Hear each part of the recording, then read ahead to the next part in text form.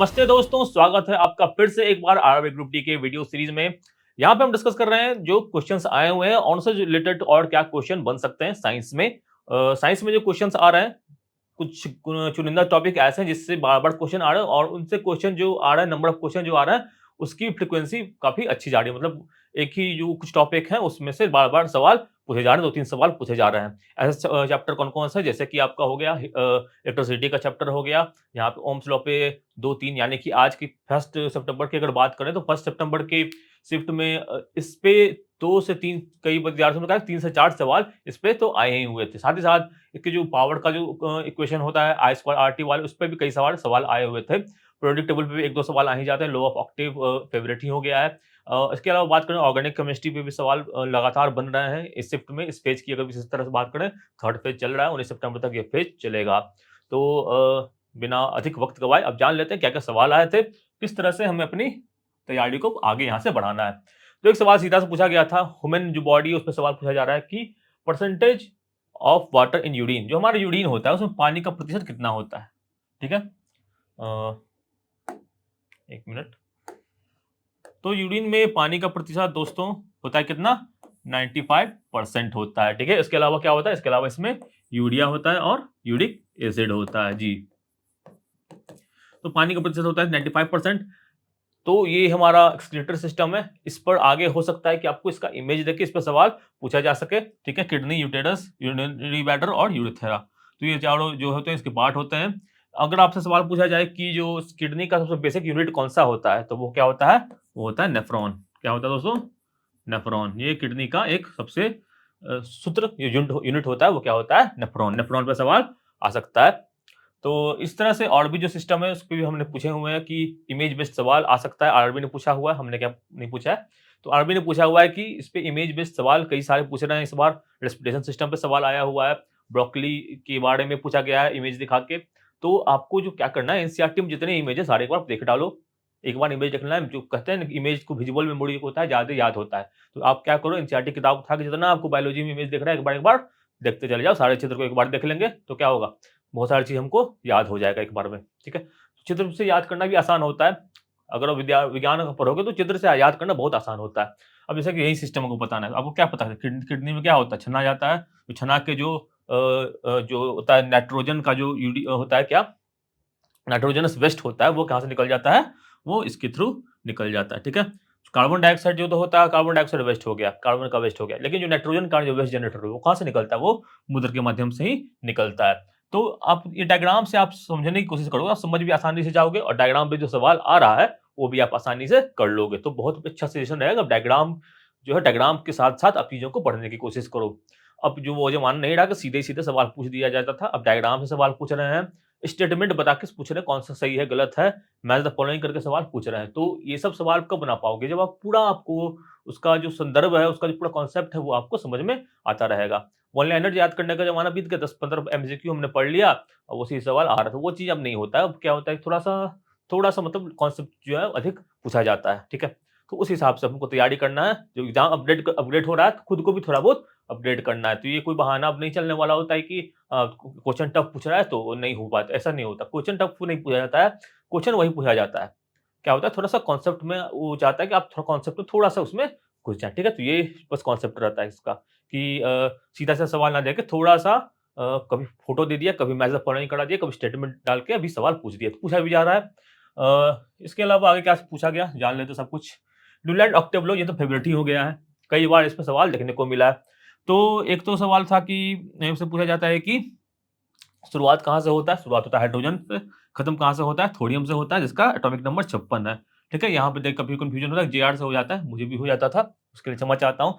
But जो Newland का Octave law है ये कब आया था? 1866 में आया था। खत्म होता है थोरियम 56वां एलिमेंट पे। इनका कॉन्सेप्ट क्या था कि अगर हम एटॉमिक मास के हिसाब से जो जो इसका परमाणु का जो मास होता है उसके हिसाब से सबको हम अरेंज कर देंगे, तो 8वां जो एलिमेंट होगा उसका पहला एलिमेंट से जो है सब कुछ जो कैरेक्टरिस्टिक है वो मैच करेगा, उसी का भाई बंधु रहेगा। हाँ, यानी कि फ्लोरीन जो है हाइड्रोजन का भाई बंधु रहेगा, क्लोरीन जो है फ्लोरीन का भाई बंधु रहेगा। उस तरह लिथियम, सोडियम और पोटेशियम, ये सब में भी यही जो संबंध है वो रहेगा। किसका? पहला का और 8वां का। ठीक है, 8वें के बाद 16वां का। इस तरह से उन्होंने अरेंज तो कर दिया। अब लेकिन क्या हुआ कि ऐसा अरेंजमेंट होने के बाद सिर्फ कैल्शियम तक ही पता चला कि इस तरह का अरेंजमेंट जो है वो ठीक रहेगा। कैल्शियम के आगे जो है ये जो लॉ था, नियम था इनका, ऑक्टेव लॉ, सारेगामापा वाला जो नियम था वो जो है वो चला नहीं। उसके बाद ये बंद हो गया। और जब ये इन्होंने बनाया था तो पता इन्होंने कहा कि 56 एलिमेंट दुनिया में होते हैं, पर बाद में क्या हुआ कि हमने और भी ज्यादा जो एलिमेंट है, और भी ज्यादा जो धातुएं हैं, इन सबको हमने और भी खोजा, और 118 ये संख्या पहुंच गई है। अभी अभी का जो आवर्त सारणी है, जो मॉडर्न पीरियोडिक टेबल है, उसमें 118 एलिमेंट मौजूद होते हैं। ओके, तो आगे बढ़ते हैं। अब इनका पूछ दिया, डॉबनेर साहब से भी सवाल पूछा जा रहा है, इनका ट्राइड के बारे में भी सवाल पहला ही जो दिन है वही दिन पूछा गया था। तो इनका कब आया था? इनका आया था 1817 में पीरियोडिक टेबल आया था। इन्होंने 3 ट्राइड दिए थे। 3 ट्राइड कौन कौन सा था? लिथियम, सोडियम, पोटासियम, कैल्शियम, सीडियम, बैरियम, क्लोरीन, ब्रोमीन, आयोडीन। तो ये 3 तो इंपॉर्टेंट है, आपको पूछा जा सकता है तीनों में से कोई भी। देखिए एग्जाम्पल, इनमें से कौन सा ट्राइड है, नहीं है, इस तरह का सवाल बन सकता है। ओके, तो इसमें जो मूल जो भावना था वो क्या था, वो भी पूछा जा सकता है कि इन दो का जो, अगर हम एटॉमिक मास का जो एवरेज निकालेंगे तो क्या होगा, वो इसके बराबर होगा। ठीक है, इसका एवरेज क्या होगा? एवरेज क्या होगा? इसके बराबर आएगा। एवरेज निकालना तो आता ही है, मैथ में सिखाई होगा। तो इस तरह से हम इन्होंने क्या किया कि 3 ट्राइड इन्होंने बनाए, बट आगे ट्राइड बन नहीं पाया। तो इनका जो सफर था वो यहीं तक समाप्त हो गया। आगे बढ़ते हैं। Voltage, current, power, Ohm's law बहुत कॉमन है। 2000 सवाल कहे गए थे कि पहला 1 सितंबर का जो फर्स्ट शिफ्ट था उसमें इस पे 2000 से सवाल, 2 से 4 सवाल तो आए ही हैं। मतलब मान के चलो 3 सवाल एवरेज यहाँ पे ले लिया, 3 सवाल तो ओम्स लॉ से आए ही थे, है ना। तो लगातार सवाल आ रहा है, हर शिफ्ट में सवाल आ रहे हैं। क्या क्या सवाल आ रहा है? सीधा सीधा सवाल एक तो आ रहा है, V equal to I R पे सवाल आ रहा है। इसमें से कोई 2 वैल्यू दे देता है, आपको तीसरा निकालना होता है। ठीक है, या रेजिस्टेंस के फॉर्म में सवाल आ जाता है, रेजिस्टेंस का वैल्यू दिया होता है। ठीक है, इक्विवेलेंट रेजिस्टेंस जो है, इक्विवेलेंट कुल मिला के क्या प्रतिरोधकता होगा इसका, वो निकाल के विभवांतर दिया हुआ है आपको। ठीक है, आपको क्या निकालना है? धारा निकालना है। इस तरह का सवाल जो है पूछा जाते आते रहा है। ओके, इसके अलावा वोल्टेज, करंट, पावर पे सवाल पूछा गया है। आज के दिन जो 1 सितंबर की बात करें, H equal to I square R T, ये जो है वो फेवरेट टॉपिक रहा। इसके बारे में थोड़ी बातें जान लेते हैं। तो ये क्या चीज होता है? ये फॉर्मूला होता है हीट एनर्जी का। मतलब कहने का कि एक जो रेसिस्टर है, इसमें कनेक्ट किया हुआ है, पोटेंशियल डिफरेंस बैटरी से जुड़ा हुआ है, इसमें करंट बह रहा है आई, ठीक है, वोल्टेज इसका V, इसका जो प्रतिरोधकता है वो है R, रेजिस्टेंस है R। तो अब क्या कह रहा है इसमें कि इसमें अब जो बिजली कहीं से गुजर रही है, बल्ब से बिजली गुजर रही है, तो उसमें क्या होता है, वो गर्म हो जाता है। छू के देखिए गर्म लगेगा। तो गर्म जो हो रहा है, तो कितना हीट एनर्जी इसमें जो है जनरेट हो रहा है, ये अगर पूछा जाए तो वो कितना होता है? वो होता है H equal to I square R T के बराबर। कितने के बराबर? H square R square R T के बराबर। इतना ही नहीं, अभी और सुनिए, ये जो इसके अभी बराबर होता है V इंटू आई इंटू टी के भी बराबर होता है। अब टी क्या है? टी समय, कितना समय तक का हम निकाल रहे हैं। अब कुछ समय तक क्या निकालेंगे ना, इतना टाइम में कितना गर्म हुआ, गर्म तो होता ही रहेगा लगातार, लेकिन पर्टिकुलर टाइम तक में कितना गर्म हुआ, वहीं से हम उसका एनर्जी निकालेंगे। और क्या इसका निकलता है? और फॉर्मूला एक होता है वी स्क्वायर बाय आर। ठीक है, अब बोलो क्या सबको याद करना जरूरी है? एक भी याद कर लोगे तुम्हारा काम हो जाएगा, सारा याद करना उतना जरूरी नहीं है, बट सारा फॉर्मूला याद करो, फॉर्मूला सीधा सीधा पूछ देगा, तब आपको मतलब टिक मारने में आसानी होगा। कैसे होता है 2 मिनट में समझ लेते हैं इसको। देखिए, हम तीनों में से आप एक चीज भी याद कर लो, जैसे कि वी आई इंटू टी, ये याद करना आसान है। वी आई इंटू टी, ये याद करना बहुत आसान है। वोल्टेज को करंट से मल्टीप्लाई कर दिया, टाइम से मल्टीप्लाई कर दिए, वी आई टी, ये होता है हमारा हीट, मतलब एनर्जी कितना निकलता है, कितना ऊर्जा हमसे निकल रहा है यहाँ से। तो अब ये आपको याद हो गया, सिंपल है। वी आई आपको ओम्स लॉ के माध्यम से भी याद हो सकता है। अब दूसरा फॉर्मूला वगैरह कैसे निकालेंगे? तो हमको पता है क्या है, वी किसके बराबर होता है? आई इंटू आर के बराबर होता है। इसको हम आई इंटू आर यहाँ पे लिख दिए, फिर आई से मना कर दिए, फिर टी से गुना कर दिए, आई मिल क्या हो गया? आई स्क्वायर आर टी हो गया। देखा, एक याद कर लिया, उससे ये भी याद हो गया। अब देखो एक और नियम भी है। तो देखो आई है, आई क्या कर दिया? वी बाय आर लिख दिए। अब ये क्या हो जाएगा? वी इंटू वी बटाए आर गुना टी। अब क्या फॉर्मूला बन गया? वी से मल्टीप्लाई हो गया, बन गया V square R into T. तो ये फॉर्मूला याद रखना है हमको, ये याद रखना है और ये याद रखना है।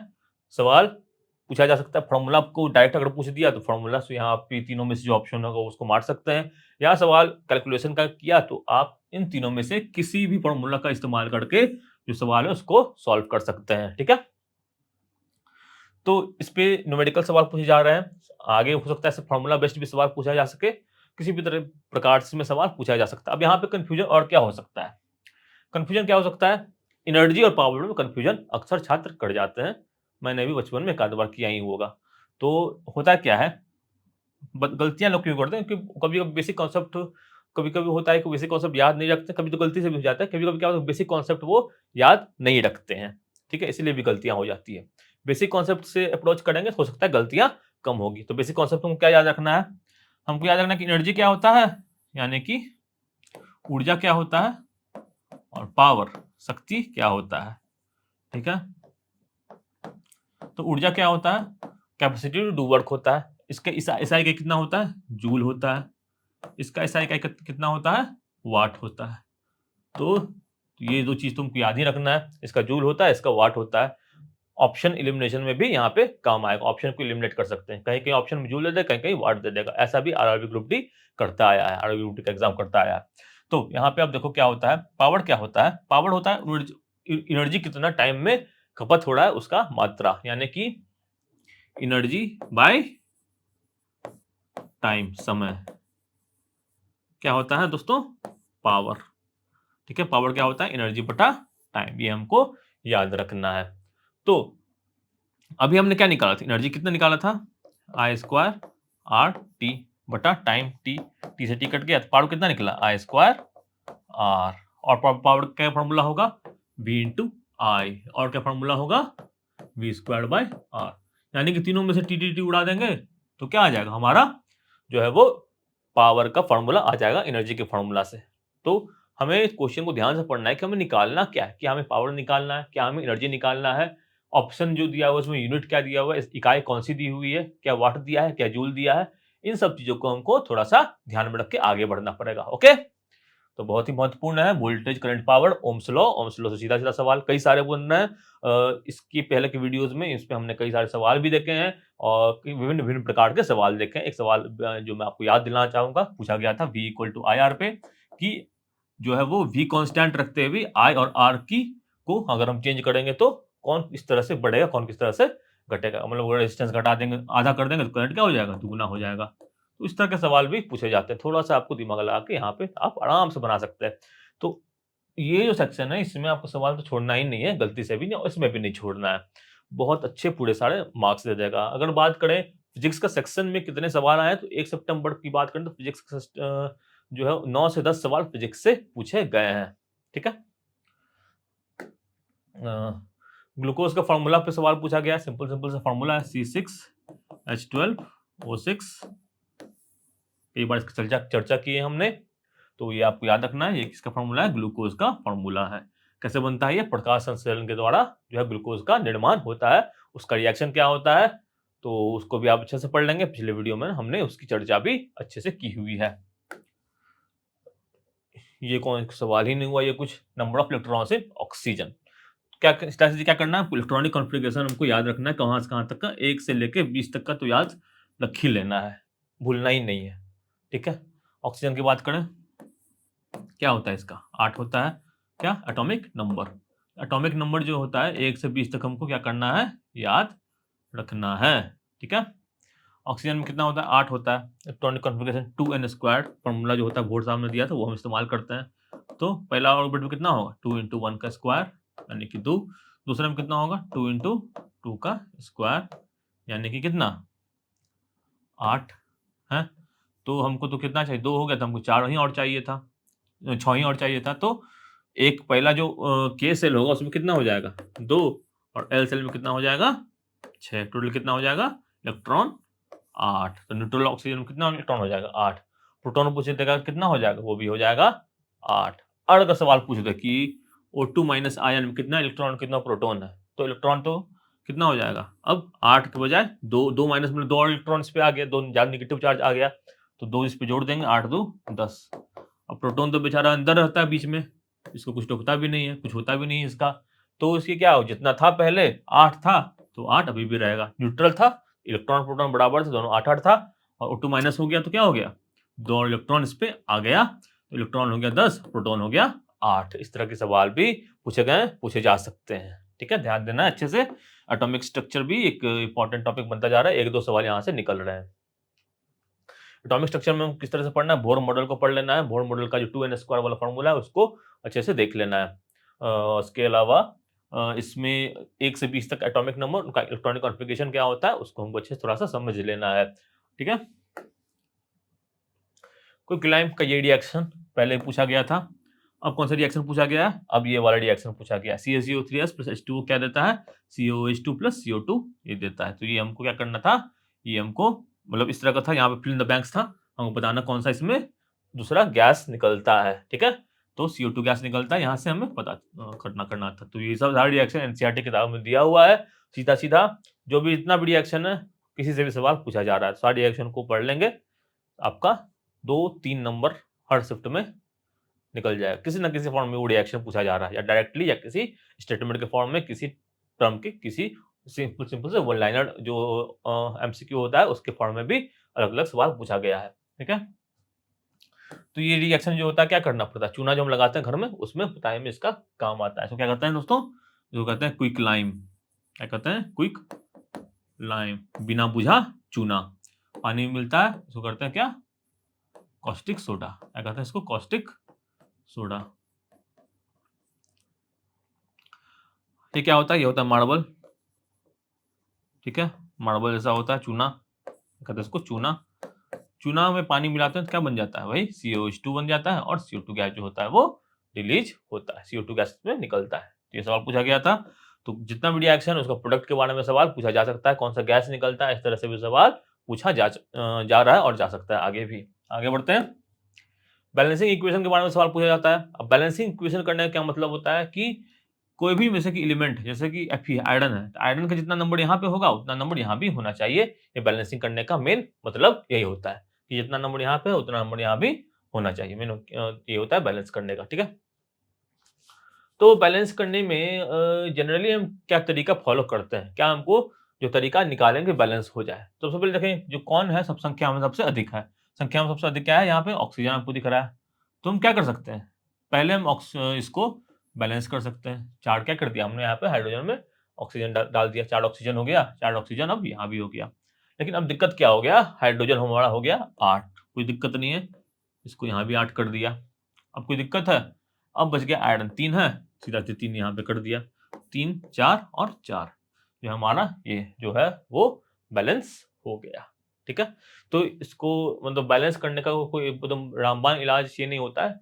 एक बहुत बेसिक तरीका यही होता है कि जो ज़्यादा संख्या में है, सबसे ज़्यादा जो एटम परमाणु सबसे अधिक है उसको हम पहले देखेंगे, पहले उसको बैलेंस करने का प्रयास करेंगे। ठीक है, आपसे सवाल पूछा जा सकता है बैलेंस क्यों करते हैं, तो उसका उत्तर क्या होता है, लॉ ऑफ केमिकल कॉम्बिनेशंस जो होते हैं उनमें से एक जो होता है कि law of conservation of mass, law of conservation of mass. ये क्या होता है दोस्तों,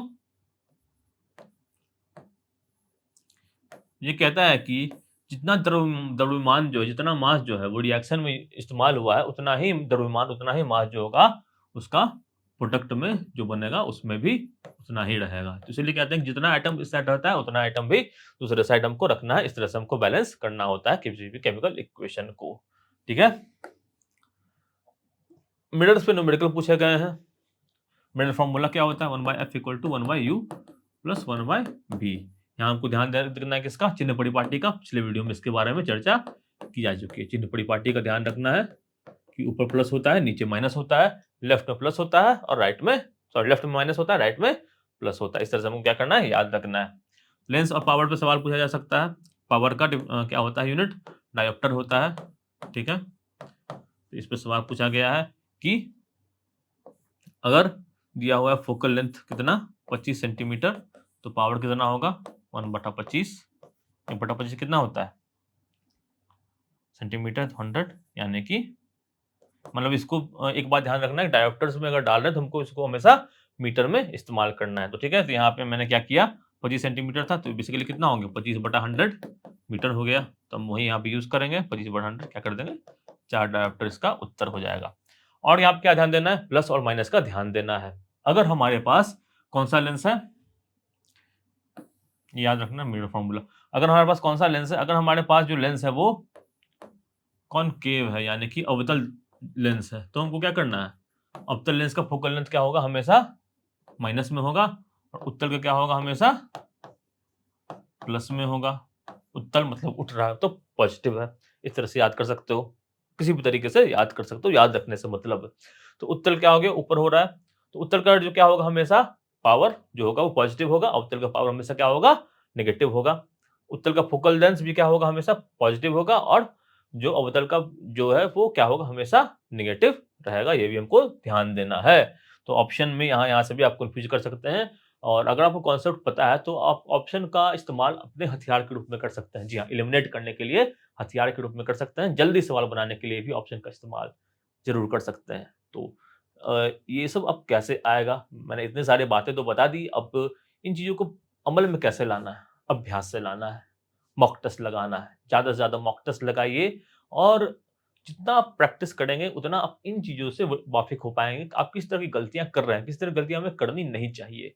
तो किसी भी परीक्षा की तैयारी करो उसके लिए मॉक टेस्ट लगाना बहुत आवश्यक है, पिछले वर्षों के प्रश्नों को देखना भी उतना ही आवश्यक है। तो इन दो चीज़ों को विशेष रूप से ध्यान दें, जो भी शिफ्ट के सवाल आ रहे हैं उनको आप अच्छे से पढ़ें, किस तरह की गलतियां बच्चे कर रहे हैं ये जानने का प्रयास करें, उस तरह की गलतियों को अवॉइड करने का प्रयास करें, तब तो आप ज़्यादा से ज़्यादा एक्यूरेसी के साथ अधिक से अधिक अटेम्प्ट आप कर सकते हैं। जी ठीक है। तो अगर कॉन्सेप्ट आपको पता रहेगा तो अब सीधा-सीधी आप यहाँ से समय अपना बचा सकते हो। यहाँ समय बचा लोगे, गणित में समय का इस्तेमाल कर सकते हैं, गणित में आप अधिक से अधिक सवाल बना सकते हैं। गणित में आपको वो समस्या नहीं आएगी कि मुझे आता था मैंने छोड़ दिया। तो गणित में भी आप शॉर्ट ट्रिक्स यूज़ कर सकते हैं। अमित सर गणित पढ़ा रहे हैं, उनके आप वीडियोज़ ज़रूर देखा करें। अब दोस्तों आगे बढ़ते हैं।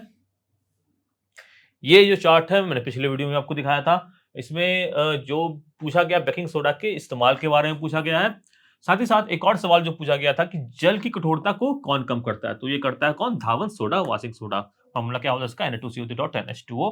बेकिंग सोडा बनता कैसे है, तो ये इसकी पहले भी मैंने बता चुके हैं बेकिंग सोडा कैसे बनता है, इसका इस्तेमाल क्या क्या होता है।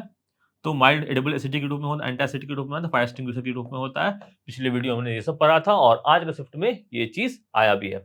तो ब्लीचिंग पाउडर के बारे में कई बार आया हुआ है, COCl2 कैल्शियम ऑक्सीक्लोराइड भी इसको कहते हैं, ये नाम भी आप याद रखेंगे।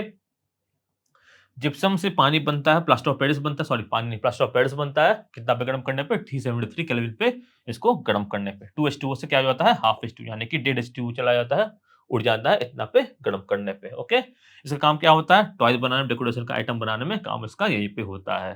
तो इन सब का जो इस्तेमाल है उससे सवाल पूछे जा रहे हैं। इस टेबल को आप अच्छे से एक बार देख लें और इसका आप चाहे तो स्क्रीनशॉट ले सकते हैं। ठीक है, काफी इंपॉर्टेंट है, एनसीईआरटी में दिया हुआ है, ये मैंने खुद से तो बनाया नहीं है। और इसी के साथ अब क्या करते हैं, बढ़ते हैं आगे। जाइलम और फोलम, अगर मैं 2018 के एग्जाम्स की बात करूं तो आरआरबी ग्रुप डी का ये फेवरेट टॉपिक हुआ करता था, और फिर से जाइलम फोलम पे आज के दिन सवाल पूछे गए हैं। जाइलम और फोलम क्या होता है, बेसिकली जो हमारे लिए खून काम करती है, बेसिकली जाइलम फोलम प्लांट्स के लिए, पादप के लिए वो काम करते हैं। तो जाइलम क्या करता है, जाइलम जो होता है वो रूट्स, जो पानी का जो जड़, जो पौधे का जो जड़ होता है वहां से जो मिनरल्स होते हैं वो वहां तक ऊपर तक ले जाने का काम करता है। मिनरल्स वगैरह पहुंच गए, अब खाना बनाने का काम होगा। खाना बन गया प्लांट का, तो खाना पूरे शरीर में कैसे जाता है, तो वो जाता है फोलम के थ्रू। ठीक है, ये क्या होता है, होता है बाई डायरेक्शनल, इस पर सवाल पूछा गया है पहले ही दिन। बाई डायरेक्शनल होता है, ये क्या होता है, यूनिडायरेक्शनल होता है। तो जाइलम में क्या क्या चीजें होती हैं, जाइलम ट्रैंकेट्स होते हैं, वेसल्स होते हैं, जाइलम पैरेन्काइमा होता है, और जाइलम फाइबर्स होता है। पूछा जा सकता है इस पे सवाल। फोलम में क्या क्या होता है, सिव ट्यूब सेल्स होता है, सिव ट्यूब्स होता है, कॉम्पिनल सेल्स होता है, फोलम फाइबर होता है, और फोलम पैरेन्काइमा होता है। ये दोनों एक्चुअली में है क्या, ये दोनों क्या है, ये दोनों उत्तक हैं, प्लांट के उत्तक हैं। अगर कहा जाए तो ये दोनों कॉम्प्लेक्स, ध्यान रखेंगे, कॉम्प्लेक्स परमानेंट टिश्यू है। क्या है, कॉम्प्लेक्स परमानेंट टिश्यूज हैं। जी हाँ, टिश्यूज, ठीक है, याद रखेंगे, कॉम्प्लेक्स परमानेंट टिश्यूज है। साथ ही साथ ये दोनों क्या है, ये दोनों एक और नाम इनका होता है, ये दोनों है वैस्कुलर टिश्यूज। जी, या तो वैस्कुलर टिश्यूज कह सकते हैं या कॉम्प्लेक्स परमानेंट टिश्यूज कह सकते हैं। दोनों में इन दो जो जाइलम और फोलम है इनका नाम आएगा। आप कोई भी एग्जाम देख लो, एसएससी भी ले लो, ग्रुप डी ले लो, जाइलम फोलम पे सवाल जो होते हैं हर एग्जाम में वो पूछे ही जाते हैं। तो बहुत इंपॉर्टेंट टॉपिक जाइलम फ्लोएम और किस तरह से ये काम करता है ये भी जानना जरूरी है। तो कभी मैं इस पर भी चर्चा करूंगा कि किस तरह से जो इनका फंक्शन होता है। थोड़ा सा डिटेल में टॉपिक है, अच्छे से इसको जरूर पढ़ेंगे कभी ना कभी। तो अब ये सवाल पूछा गया था किस पे दोस्तों, विनेगर पे। तो देख लेते हैं अच्छे से। विनेगर क्या होता है दोस्तों, CH3COH होता है। इसको कहते हैं क्या, इसको कहते हैं एसिटिक एसिड। पूरा एसिटिक एसिड नहीं होता है, कितना एसिटिक एसिड होता है जी, 5 और 8% जो एसिटिक एसिड का सॉल्यूशन होता है वही हमारा क्या बनाता है, विनेगर। कहाँ देखते हैं, तो थक वक जाते होगे, परेशान हो जाते होगे, नीचे चाउमीन खाने जाते होगे, वहीं देखते होगे इसको, विनेगर को। विनेगर का इस्तेमाल करके जो चाइनीज आइटम वगैरह होता है वो यहाँ पे बनाने का काम होता है। अपने घर में भी हो सकता है, घर में बनाते होगे तो वहां भी विनेगर जरूर देखते होगे, ठीक है। तो विनेगर जो होता है एसिटिक एसिड होता है। एसिटिक एसिड क्या होता है, एक तरह का कार्बोक्सिलिक एसिड होता है। ओके, इसका मेल्टिंग पॉइंट में सवाल पूछा गया है, जो कि होता है 220 के होता है, मतलब पहले में पूछा गया था 290 के होता है। इसके अलावा एक और इंपॉर्टेंट सवाल जो एक्सपेक्टेड है, जो पूछा जा सकता है, वो क्या होता है, स्टेरिफिकेशन रिएक्शन के बारे में सवाल पूछा जा सकता है। कब से कब ये बनता है, जब एसिड और अल्कोहल मिलते हैं तो क्या बनाते हैं दोस्तों, तब बनाते हैं ईस्टर जी। तो इस पर सवाल पूछा जा सकता है, बिल्कुल पूछा जा सकता है। तो ये इंपॉर्टेंट टॉपिक्स हैं स्टिक एसिड का, एथेनॉल का। साथ ही साथ ऑर्गेनिक जो रिएक्शंस होते हैं उस पर सवाल बन सकते हैं, ऑर्गेनिक सब्सटेंस होते हैं उस पर सवाल बन सकते हैं।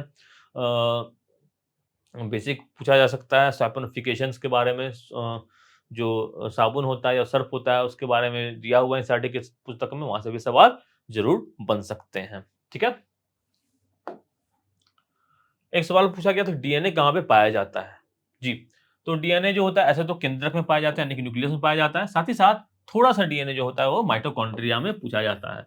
तो ऑप्शन में अगर न्यूक्लियस ना रहे, माइटोकॉन्ड्रिया ना रहे, तो हम क्या टिक किसको मारेंगे, माइटोकॉन्ड्रिया को मारेंगे जी, ठीक है।